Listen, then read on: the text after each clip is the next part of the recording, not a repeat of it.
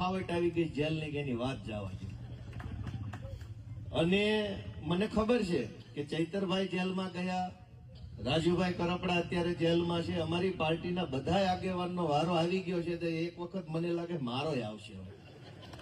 એટલે મેં એક સુટકેસ તૈયાર રાખી છે 10 જોડી વાળી, કે જેથી આપણને ખબર પડે કે આપણા વિરુદ્ધમાં કઈક કાવતરું ભાજપે કર્યું છે એટલે તરત હાલો ત્યાં ક્યાં તમે ખાઈ જવાના છો, ફાંસીએ ચડાવી દેવાના। અમે જોઈ તમારી જેલમાં શું તાકાત છે અને અમારા કાળજામ કેવડી તાકાત છે, અમે ન જોઈ લઈએ।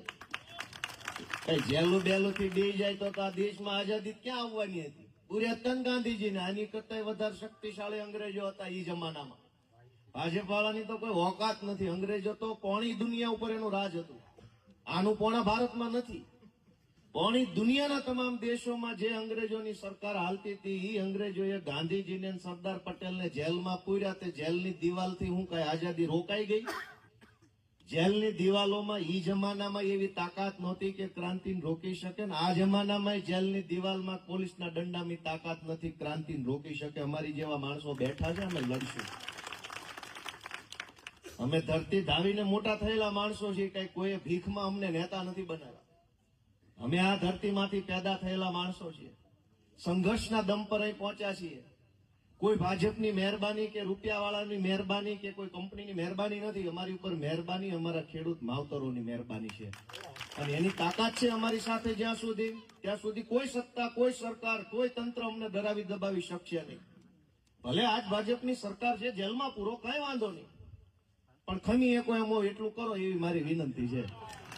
હજી વાહેથી રોતા નહીં કે આ નહોતું ને તે નહોતું ને, અમે તો ખમી એકલી એમ છે। એની તો 40 વર્ષથી સરકાર છે એટલે એ ભૂલી ગયા છે। 1 કલાક લોકઅપમાં જેથી અમારી સરકાર બેહાર છે ને ભાજપના નેતાને તેથી રોતા નહીં આવડે।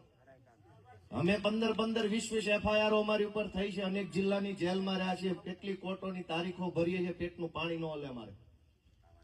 કેમ કે સંઘર્ષના માણસો છીએ। ભાજપની તો સરકાર 40 વર્ષથી છે, એને 1 કલાક કોઈ અધિકારીની ચેમ્બરની બહાર વેઇટિંગમાં બેહવાની ટેવ નથી। પણ જેથી આમ આદમી પાર્ટીની સરકાર આ ખેડૂતો બનાવશે ને 4-5 ને લોકઅપમાં બેહાડશે ને તેથી હારા રોવાના છે। લાંબા રાગડા તાણીને એવા આંગળા પાડવાના છે, ગોઠણ ઉધી પલ્લી જાય। અમને બધી ખબર છે ને અમને આવડે છે કેમ કરે। હું તો હતો પોલીસમાં, મને તો બધું ફાવે, રાઇટર હતો વળી પાછો।